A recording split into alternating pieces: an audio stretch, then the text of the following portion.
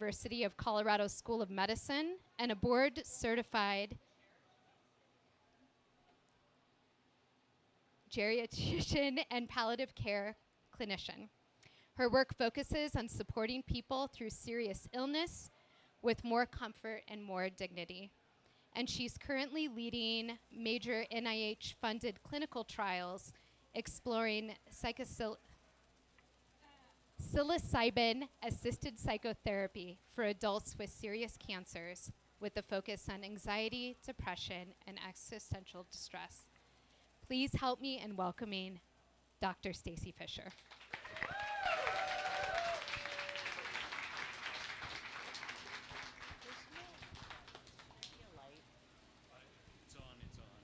Okay. Oh. Okay. Thank you so much. All right. A few disclosures. These are my funding sources, and a more important disclosure. I'm going to be talking tonight about psilocybin and psychedelics. And I want to start by acknowledging that there are many peoples and many cultures who have used these as medicines through, specifically the mushrooms, through thousands of years. I'm not going to be touching on that today, but I do want to acknowledge the wisdom and spirit that has gone before me. So, okay.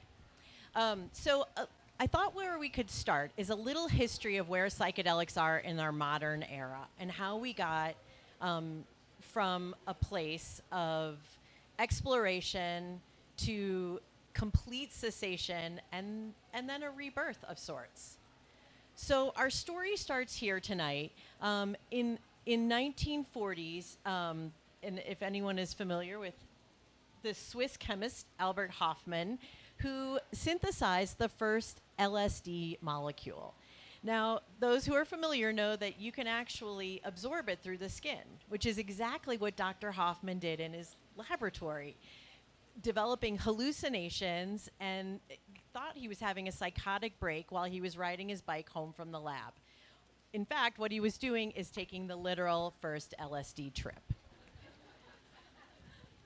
Which leads us here into the 1950s. So at that time, a banker and ethnomycologist went down to Mexico. They met a woman named Maria Sabina, who was a curandera there in their village, and she invited them into the Veleda, this mushroom ceremony.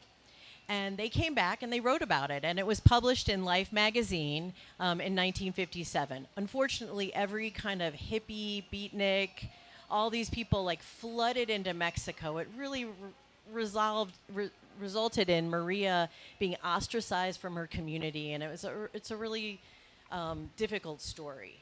But it created a lot of interest. And then through the 1950s, we see a lot of research in trying to understand the biochemical nature of mental illness. And that's where a lot of the research started.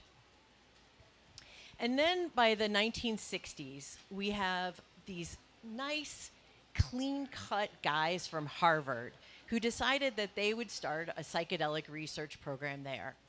But they had a little bit of a different kind of structure to their study, which is something we don't do as often now, which is really one for you, one for me.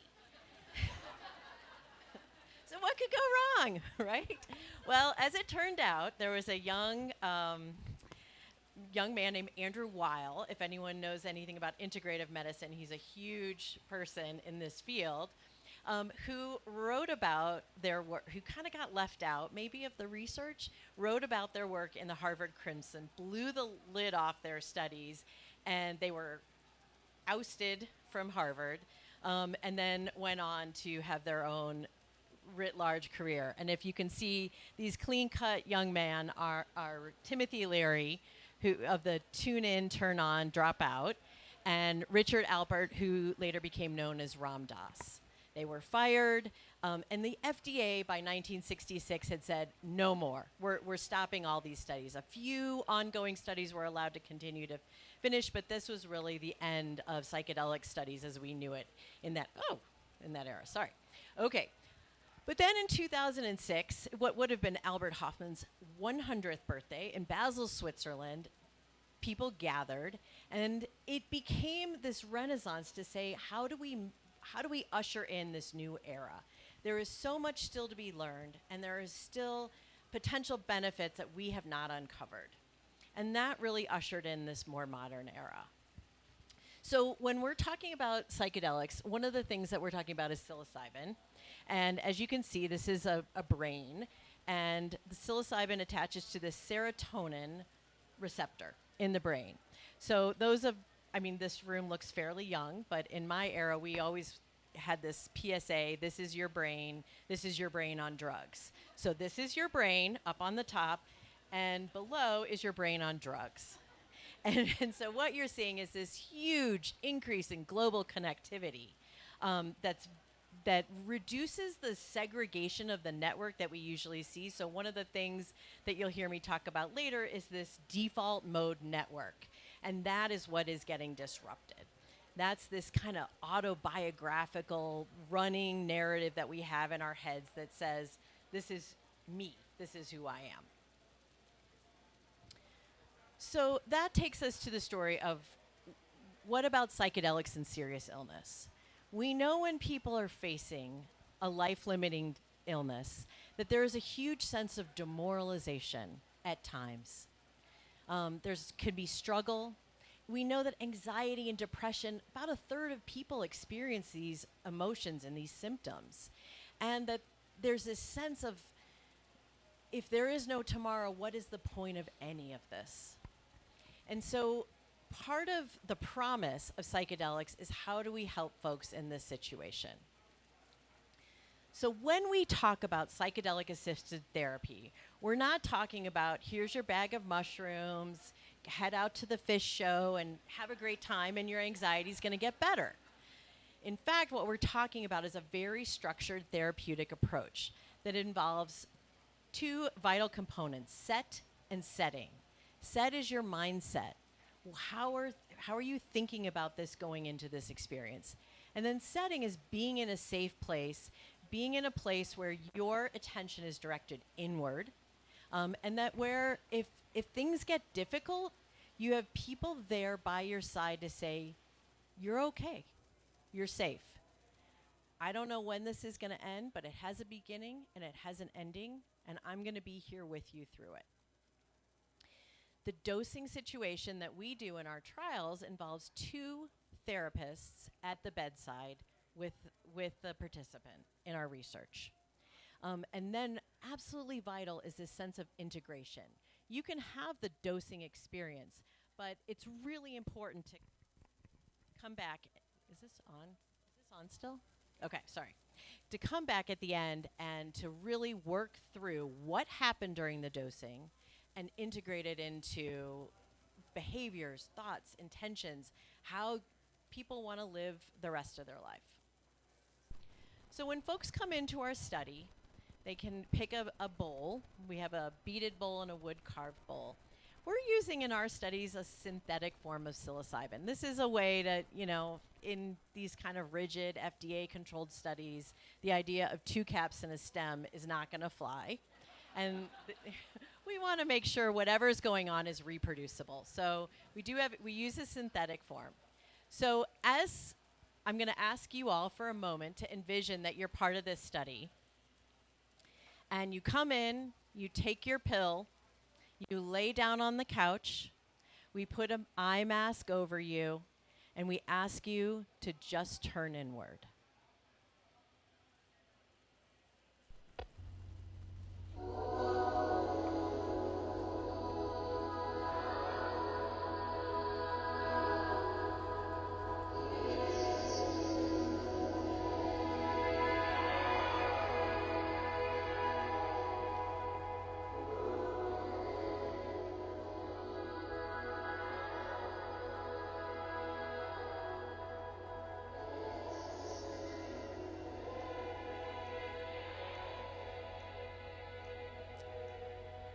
A little clip from one of our actual songs on our playlist that people are listening to as they're doing their dosing experience.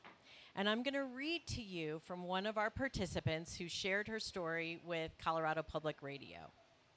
All of a sudden, she recalled, these rainbows, beautiful colors, started to seep in. And then they turned into geometric patterns and fluid, just chaotic everywhere, but beauty in the chaos. Geometric fluid going into wormholes. The colors could come from in between my eyes, or they would rush up from below, or come from above and come through me. Amid that kaleidoscope of light, she could sense a dullness on the left side of her jaw, where her cancer had started a couple of years ago.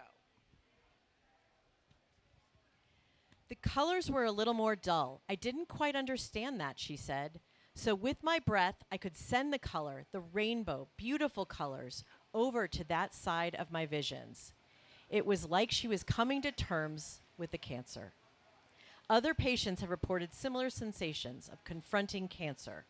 She cried throughout the experience. It was a total loss of control, she said, a surrender that led to acceptance. And as she came back to reality, she felt wonder, tranquility, and just a sense of connection with everything, a sense of well-being. So what is actually happening in the brain while this is all going on? Well, we talked about that default mode network. We know that it's getting shut down. We know that there is this sense of ego dissolution, this separation from what is me and not me, and that we have decreased rumination and decreased self-criticism. This idea of vivid imagery, synesthesia, that emotions become visual effects. It becomes this very powerful mystical experience.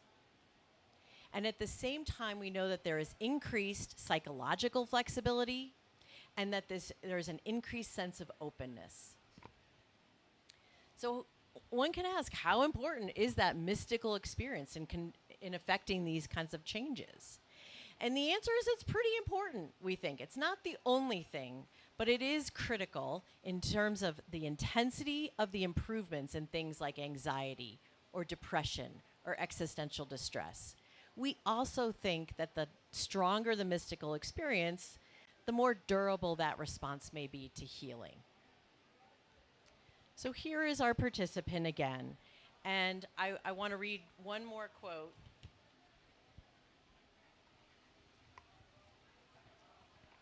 The core features of such experiences is a sense of unity, that the interconnectedness of all people and all things are accompanied by feelings of sacredness, ineffability, peace, love, and joy, as well as a sense of transcending time and space, and an intuitive belief that the experience is a source of objective truth about reality.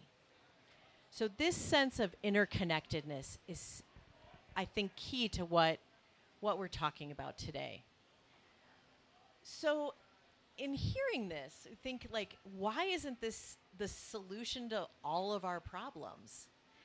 Should it be in the water, as Rick Dobbs has suggested at the Psychedelic Conference here in Denver?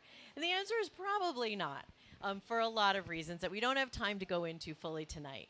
But what are some limitations to this research? Because the research does seem incredibly promising in improving things like anxiety and depression.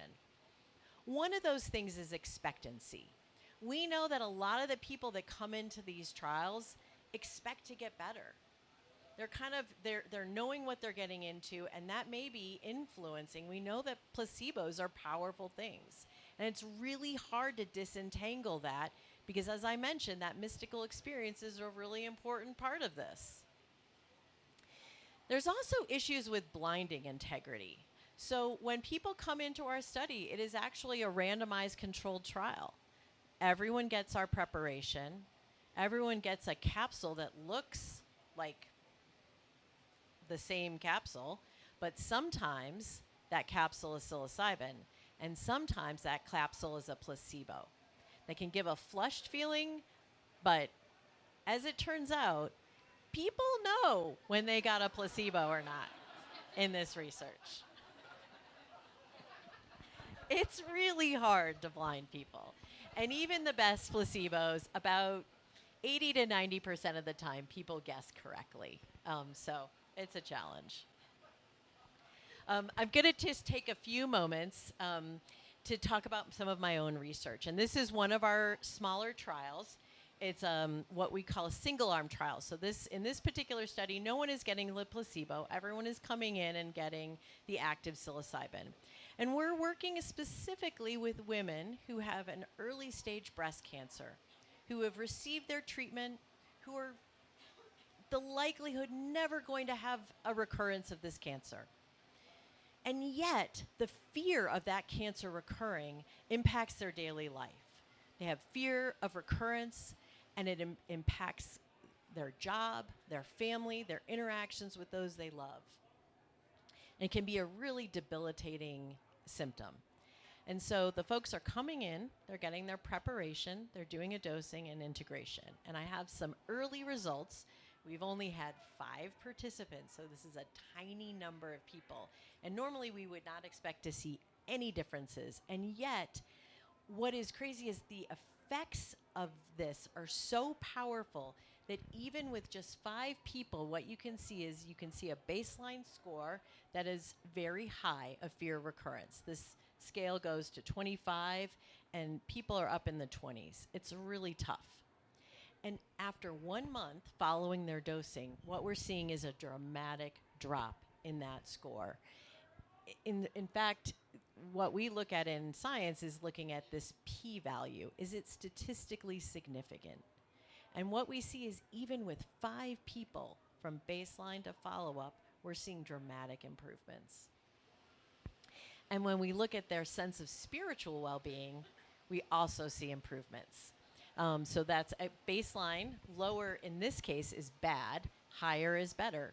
And what we see is at baseline, kind of in the medium, and then at follow-up, which is at about 4 weeks, we're seeing dramatic improvements. So this is really exciting. This was not statistically significant, but again, we only have 5 people. So this is what we would call a preliminary study, and we're hoping to do a larger trial if NIH decides to fund us at some point.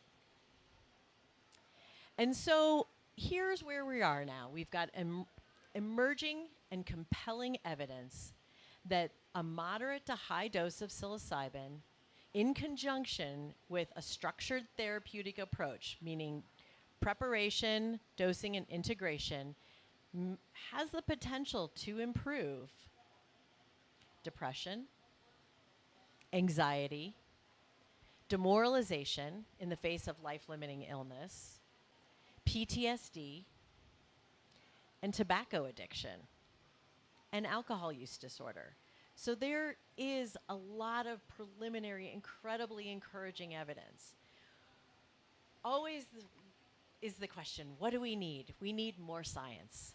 I know we're in a state, Colorado, where this is available. It's at times costly, but psilocybin, even in conjunction with therapy, is something that is out there in the community.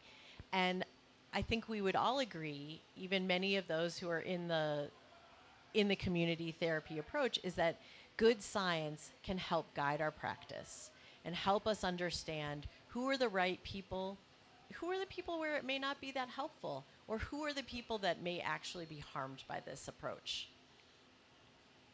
And so that leads us, I have a wonderful team of researchers, investigators, support staff that I always have to thank for being here. And that's it.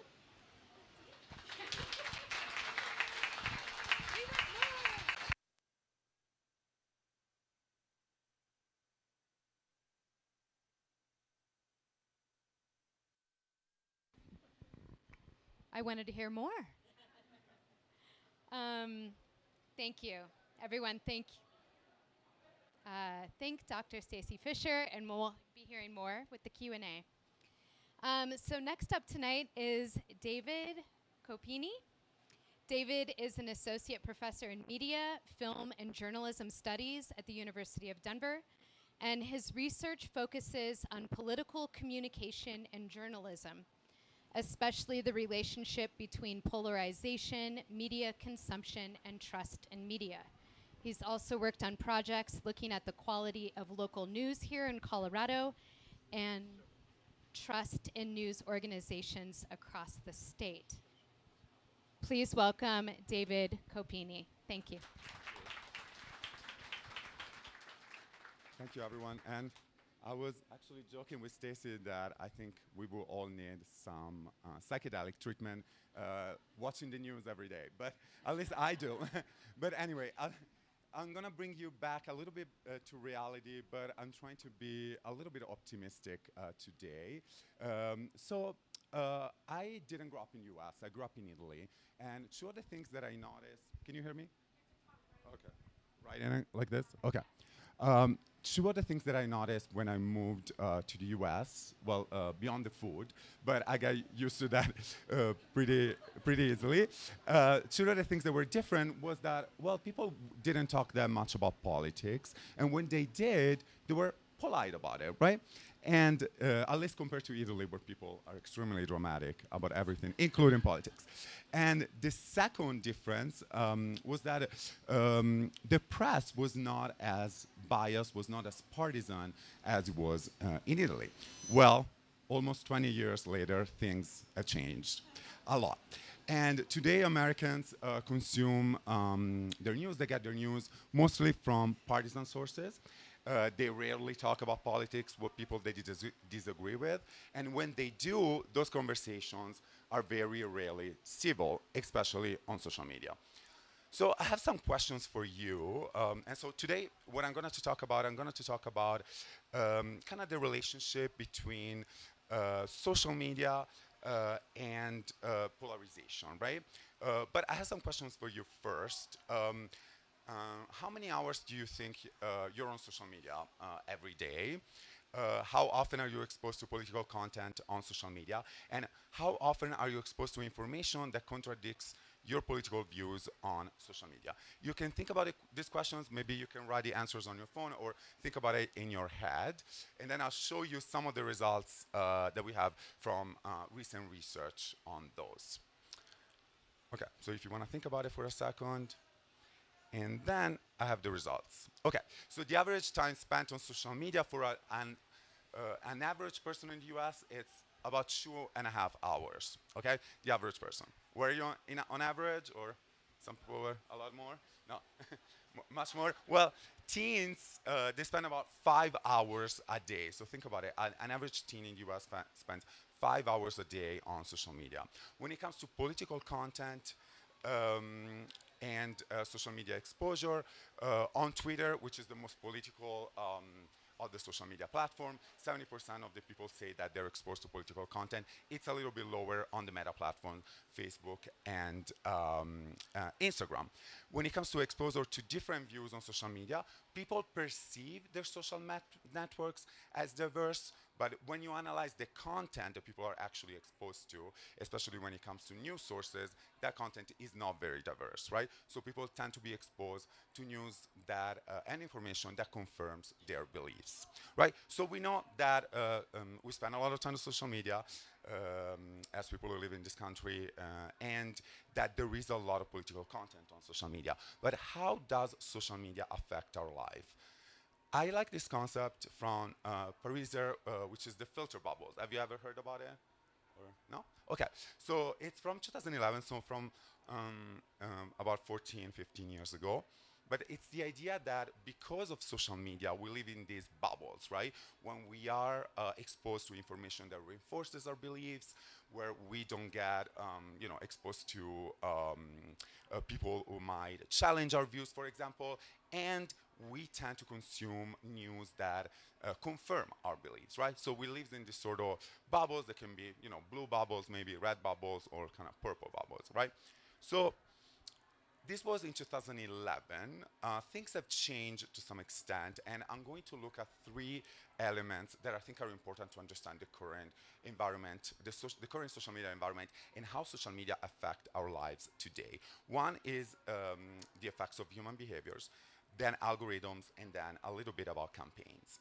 So you probably have seen that on your social media every day, right? People tend to be meaner on social media. They kind of hide behind their social media account. People tend to be more extreme. They feel like they're free to express their views, even if they're very strong and very extreme, right? And we can see the worst, kind of the worst of humanity on social media, especially when it comes to politics. Algorithms, they tend to exacerbate these phenomena, right? To a point that we don't talk about filter bubbles anymore, but we, to some extent, talk about rage bubbles, right? So it's not that algorithms push information that confirms our point of views all the time, but they tend to push information that is emotionally charged, right? Either negative or positive information. Either information that confirms their point of views or challenges their point of view, but is very emotional, right? And that is truer than ever on TikTok.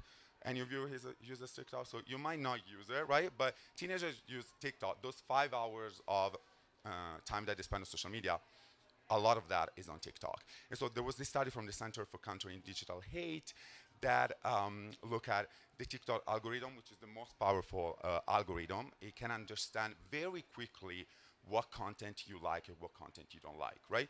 And they found that the algorithm TikTok can push potentially harmful, extreme, or rage-inducing content to users as often as every 30 seconds, right? So teenagers are bombarded with information that kind of makes them angry or like very emotionally charged. And that's true on the other platforms as well.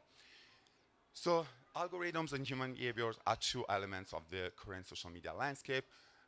Another element that I think it's very important to consider to understand the influence that social media has on us is campaigns, right? So we were bombarded with campaign messages during the last presidential campaign, either advertising or other types of content. Obviously, we live in an era where campaigns have access to millions of data points, right? And thanks to those data points, they can create very personalized, very specific messages to target you, right? And those messages are often very emotionally charged and very negative. I mean, we saw that during the last campaign. Most of the advertising was very negative. Some of you might say, I don't really watch advertising. How many of you do pay attention to political advertising? If they see a political ads, they watch it. None of you. Okay. So some of you, some of you, they spend millions of dollars. So it means like some effects is there. But even if you're not, let's say you're able, to some extent you have a really good ad blocker, or like you're able, to get away from advertising somehow. Even the memes are to some extent part of the campaigns, right? Do you remember some of the memes from the last presidential campaign? I have some here from the Trump campaign or Trump supporters, right, after the debate with Vice President Harris, where they were showing Trump, protecting cats and other animals. And then we had the Kamala Harris meme, especially at the beginning of the campaigns, that were very popular about, the coconut trees. There was this sentence that she uttered in a video about about her mom, I think, that she told her, do you think you were born out of a coconut tree? You fell out of a coconut tree, right? And they were very popular. And at the beginning, they were kind of organic, right? People were posting them. But then kind of the campaign took over and they became part of the message of the campaign. So even the memes that are often, we think about memes as bottom up, right? So they're created by users. Even meme can be used by campaigns as propaganda tools to portray candidates in a certain way, right? In a positive way from the campaign's perspective. In the Trump campaign, I don't know, as protector of animals, whatever you want to call it. In the case of the Harris campaign, they were trying to make her cool, right? Nobody really knew, or people didn't have like a strong opinion on her, so they were trying to make her cool, or brat, if you remember the term of the 2024 election. Okay, so these three elements, I think, really are really important to understand the impact that social media has on our lives, right? Our behaviors, the algorithms, and the ways that campaign try to control us.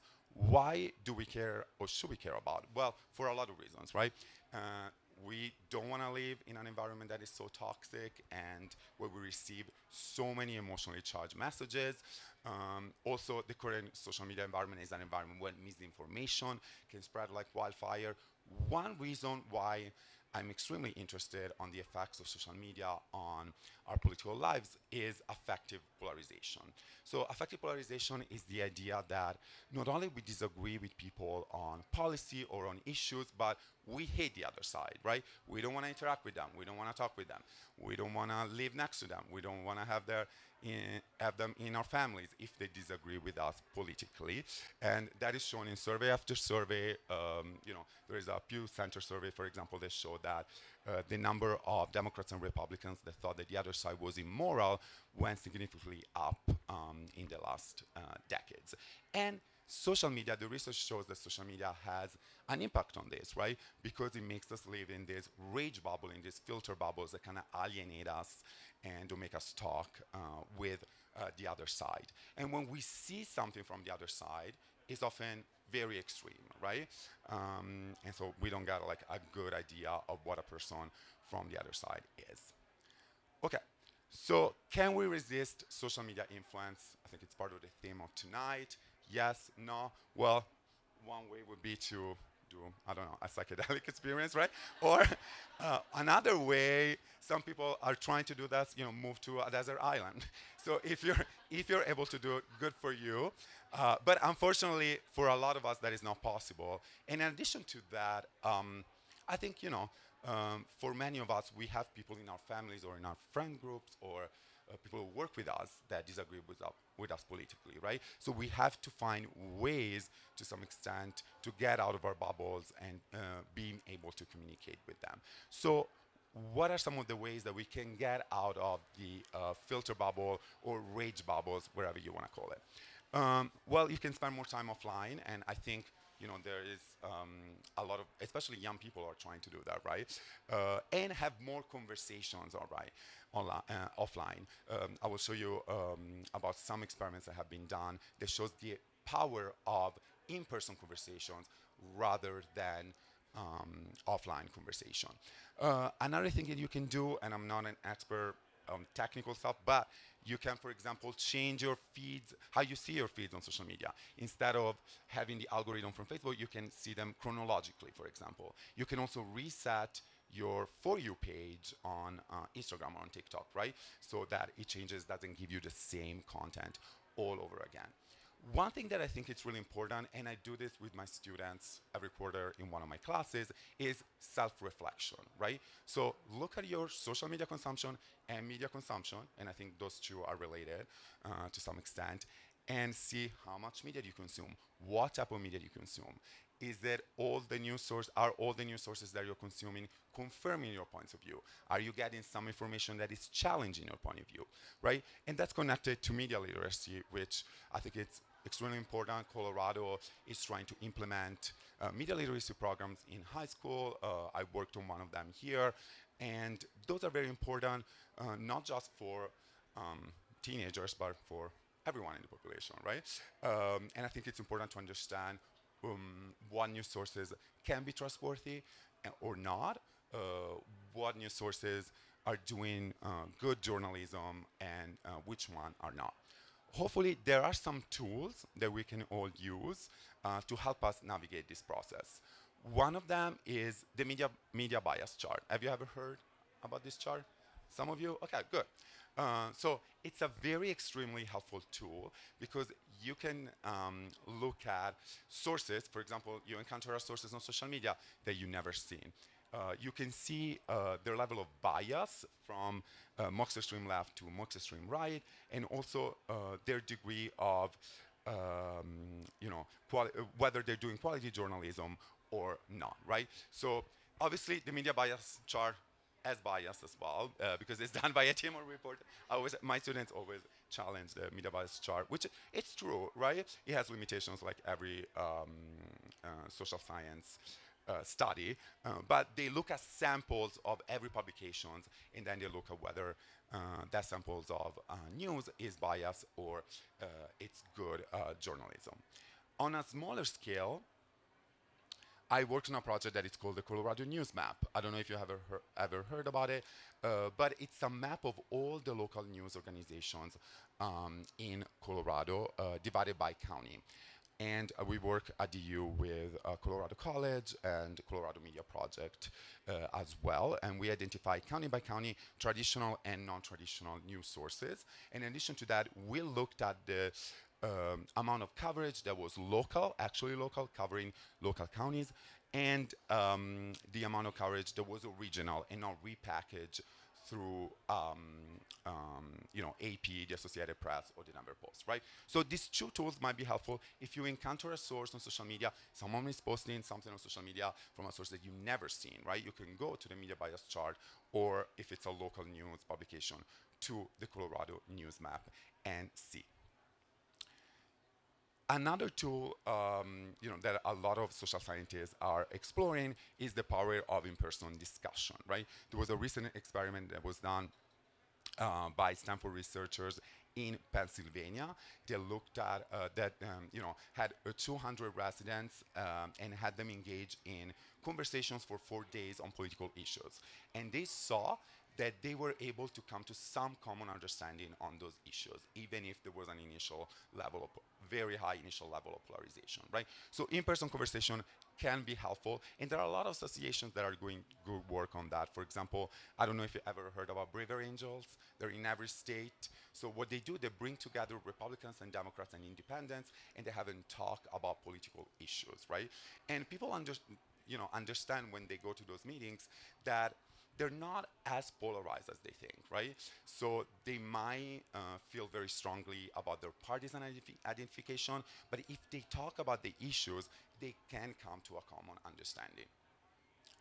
And the last thing that I wanted to talk about is algorithm ethics and citizens' power. So there are associations that are doing good work when it comes to pushing more ethics when it comes to algorithms and algorithms that are working for the common good and not necessarily just for commercial purposes. One is Civic Signals, which was an organization that was funded by Pariser, the one that talks about the filter bubble. And there are some really interesting experiments that have been done recently. One of them was done by another set of Stanford researchers, and they came up with a tool, a web-based tool, can basically downrank on your social media feeds the amount of posts that are anti-democratic or very partisan, right? So they can push them down on your feed. So it's not available to the public yet, but I think it's promising in terms of being a tool that can help us navigate the polarization that we can see in algorithms. Okay, and I think that's it. Oh, I just wanted to conclude by saying that a lot of the research on social media, the power of social media, might make us seem powerless, but social media is still a very new technology, right? And so I think as a society, we can find a way to use social media in a way that we can get more trustworthy information, and we can be better informed and participate better in the public sphere. Thank you.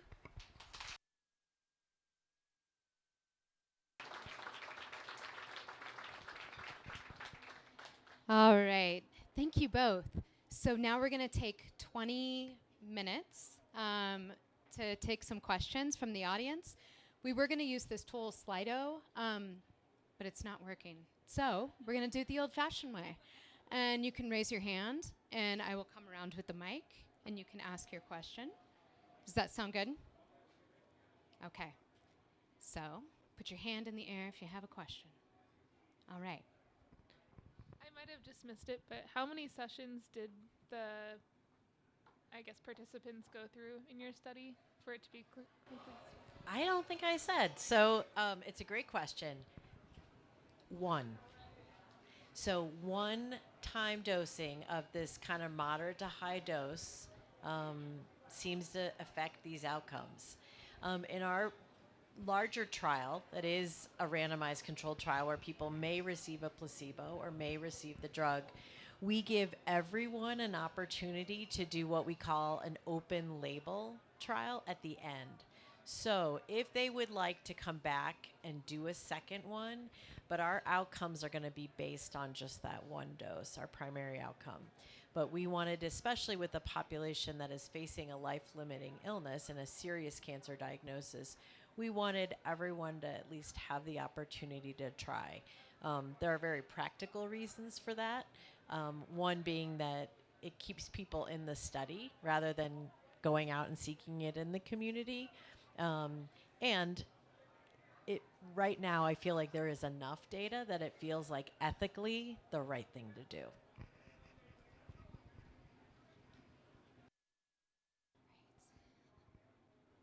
This way and kind of Is it on? very close to the mic. Okay. So I have a question. Do you notice a generational divide with psychedelic treatments? So teens, young adults, like senior citizens, and like how does that manifest when you do these trials?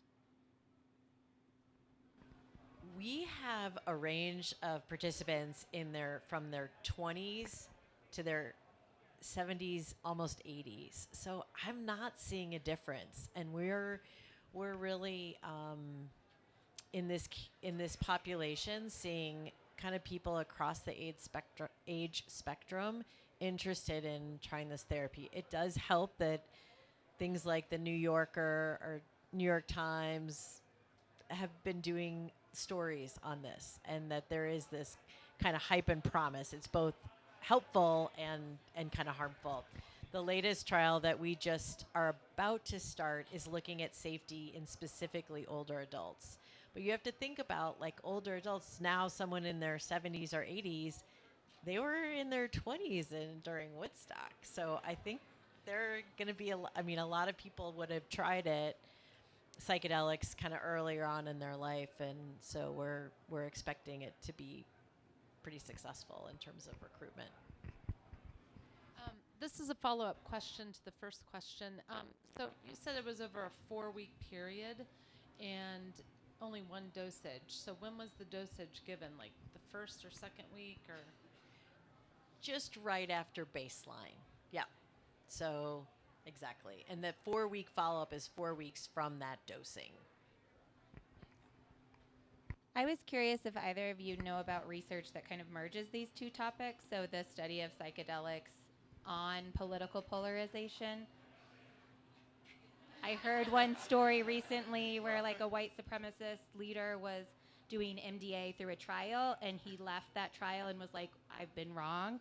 And so I was wondering if there was more research on that. It seems promising.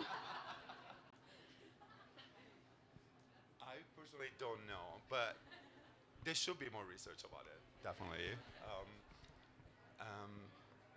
I know that, I've heard stories of people have gotten out of hate groups, for example, but, I didn't know that in some cases it was because of some specific treatment. Do you know? I'm not aware of anything. There was a large study out of both Hopkins and NYU looking at spiritual leaders, and there was a lot of fear around that study of people either losing their faith or gaining their faith, but it didn't really change most of the participants' overall faith. There was a lot of hype and fear around that study. I will also say, I think one other example in the real world that I would say kind of grounds the idea that you do need setting, prep, and integration is that Elon Musk was doing a lot That's of true. psychedelics I didn't think about throughout his time in the White House. Ketamine not being necessarily a classic psychedelic, but enough that he was having bladder dysfunction. Yeah. So I will reiterate the importance of setting in reaping these kind of rewards Absolutely. and benefit. And it's not my area of study, but I know there is research, experimental research, that looks at the effects on your brain, for example, and looking at different types of advertising messages, right? For example, very negative messages or emotionally arousing messages. So there is definitely research on that. And what part of your brain it affects. You guys have a research project now. Hey, just chiming back. I know one of the things you said was that was kind of a prerequisite was that mindset, mind. So from the pool of participants that you select, are you screening specifically for those that are more likely to be receptive to the treatment at the moment, I guess? It's a great question. Um, and I think the simple answer is no. We're looking for people, depending on what the focus of the trial is. We're certainly looking for people that are um, have high baseline anxiety, for instance, if the trial is focused on anxiety, or depression, if that's the focus. So that's our main screening. And in fact, it'd be better if we had fewer people that came in with this sort of expectation that they're going to get better, too much mindset, because we really do want to know how is this going to work in a larger population and not just people that may be overly biased. That said, I think we have to admit that the people that are coming to us have some sense of a bias or some mindset, just by self-selecting and being willing to do a study like this. Yes, I mean, and I think one of the things that we say, it was something about bad trips. Is this going to result more in bad trips? And what we try to move away from is that sort of. I mean, everyone. Again, I'm showing my age, but does anyone remember Holly Hunter in Angel Dusted, where she takes, I think it was PCP, and jumps out the window, crazy in the chemistry lab? We're trying to get away from that kind of idea and to understand that there are easy journeys and there are difficult journeys. And even through the very difficult experiences that participants may have, that there is still healing that can come from it. There is still something that people can learn from that experience and from our participants. And we've had somewhere around the area of 30 to 40, 50 people go through these experiences. There have been many that have been quite difficult, where people will still say they achieved marked improvement through that integration process. I have a question for each of you. So first, regarding bridging kind of the political divide and speaking of self-selection, for these in-person sort of conversations, how are organizations or groups finding people to come in, and who is coming in, and what do you think about reaching out to communities that might not otherwise be parts of those conversations? And then in the psychedelic realm, is there any research into maybe replacing traditional therapies like SSRI for folks who've been on those for a long time? And sort of sub-question, if there is that research, does that look like sort of microdosing or those moderate to large doses over periods of time? Yeah, great question. Yeah, I think, for example, Braver Angels, which is one of the organizations I talked about, tends to have members that are older and are very involved in the political process, right? And so they are trying to recruit younger members with events and other things that they're doing, or through family connections, or through word of mouth.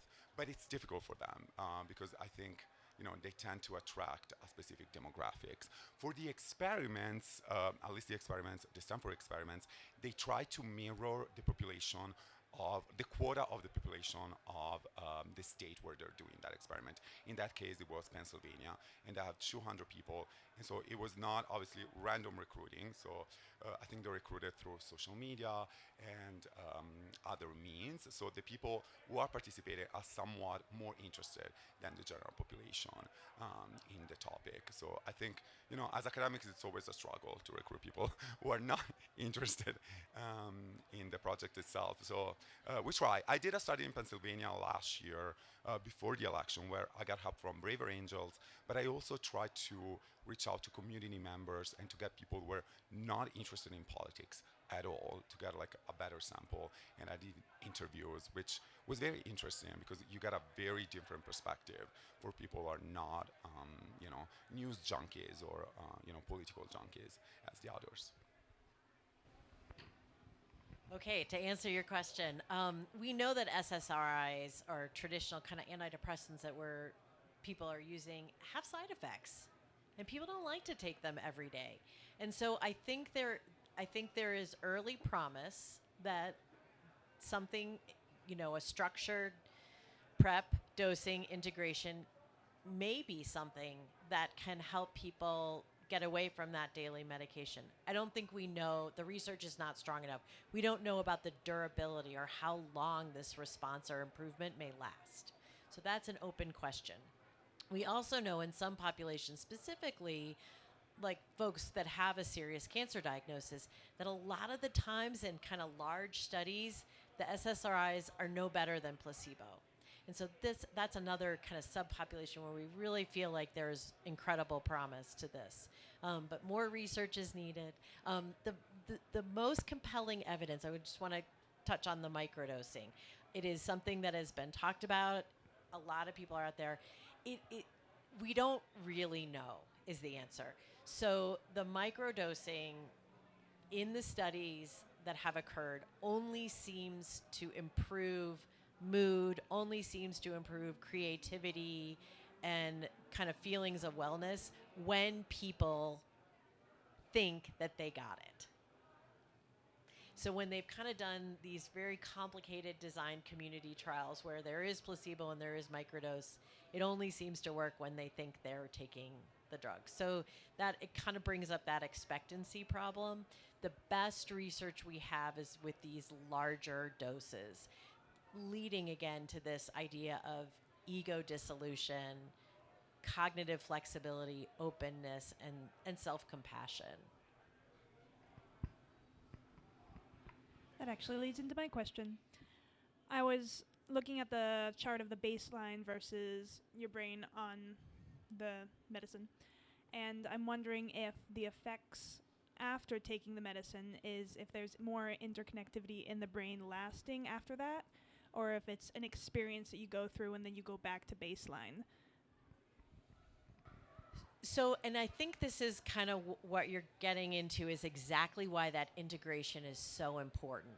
Because we do think that all that connectedness isn't going to necessarily be there forever, but it may also be why that mystical experience is so important, because then people have a memory that they're anchored to and that they can go back to and think about as they're processing, as they're trying to change behaviors or thought patterns. And so taking this window of openness and kind of neuroplasticity and changing may change those networks for the future. And I think part of this is we just don't know. First of all, really cool talks. Thank you so much for being here. Follow-up question about the research under both these topics. If you had to co-design a research question, what would it be? And like off the cuff, I know it takes a lot of thinking, but if you had to design a study together, what would you do?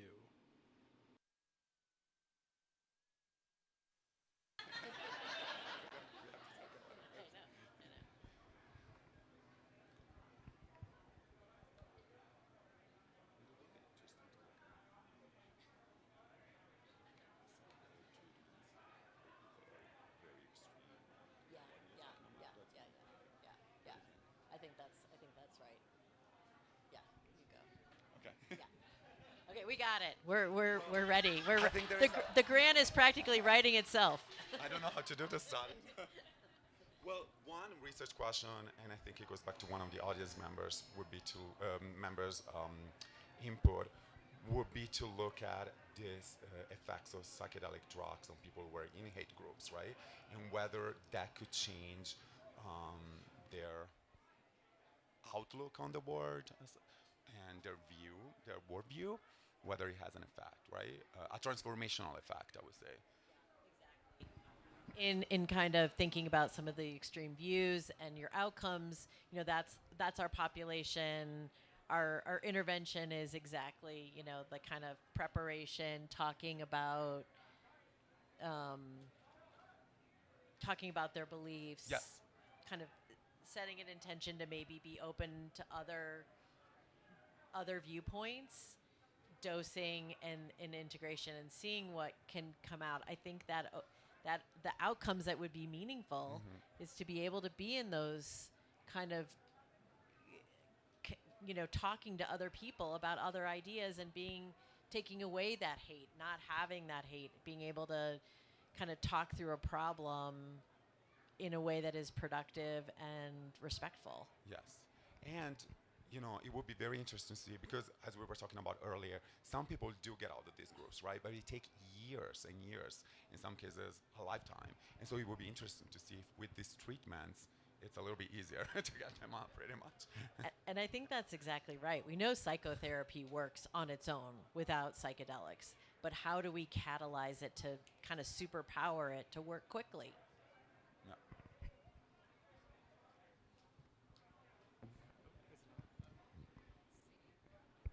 Test. That's a perfect follow-up to my question. So we know there are evidence-based behavioral treatments to treat depression and anxiety. Psychotropic medications aside, is there anything in this research that was inspired by if someone is treatment resistant to evidence-based cognitive behavioral therapy, acceptance and commitment therapy type of behavioral treatment, which we know have good evidentiary support? Is that some of the thinking behind, let's see how we could improve outcomes if people are treatment resistant to that? I was just curious about that piece. It's a great question. There are studies ongoing with treatment-resistant depression, although that's usually treatment resistance to like more traditional SSRIs. I'm not aware of any specific question around treatment resistance to like more traditional psychotherapies. I will tell you, a lot of our participants have ongoing existing therapy and they're still having anxiety or still having existential distress and do have improvements. But we also use exactly those kind of therapy platforms. We're in our fear of cancer recurrence, we're using acceptance and commitment therapy. But the difference is it's like having this catalyst, having this moment of neuroplasticity that really helps people make leaps and bounds of improvement that may take months to years otherwise. Quick follow-up on that. Do you know if the people who are in the clinical research trials, if they've had previous psychotherapy, was it evidence-based acceptance commitment therapy that they weren't doing well, but with the combination of the psilocybin and the acceptance-based commitment therapy, you saw better outcomes? Or were they in, like, I was in traditional talk therapy and I was just telling them how I was doing this week and I'm not getting better? You know, when you take a vacation, and if you took that same vacation after your vacation, it would be the perfect vacation. Having this discussion, I realize some of the things that we should have been asking our participants. We know that when people have gotten therapy, we know which people have gotten, but we have not delved into that, and at least in what we're asking, and I'm not aware of any of the other studies. It's a great and important idea that we will incorporate in future work. So thank you. All right, I think we have time for one more question.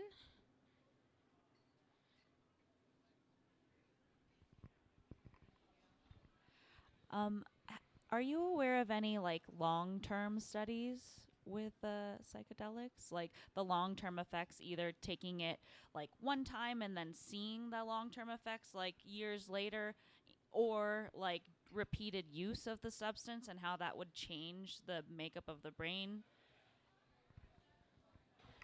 So one thing we know is that you do get a kind of resistant to the psychedelic effects if you're taking them kind of frequently. So in studies, and this kind of comes into it because the FDA cares a lot about addiction, and in studies of rats, like they don't keep they don't keep pressing the button to get more psychedelics. It's something that just kind of expires, that kind of psychedelic experience. So, and then to answer your other question, I was actually involved in a trial where we had a 3-year follow-up of folks who had been in that one of the earlier trials at NYU. And there were initially about 29 people in that study. At 3 years, 16 people were still alive. And they still expressed low anxiety. They still expressed that doing that trial and being part of that kind of psychedelic assisted therapy was one of the most impactful things in their lives. And they rated that among some of the top 5 experiences that they ever had, including some of the most powerful spiritual experiences. So that's the best answer I have at this point. All right. I think that is our program. Thank you both so much. Thank you all for your patience in our pilot program. You guys were amazing speakers. Thanks for your patience with us as well.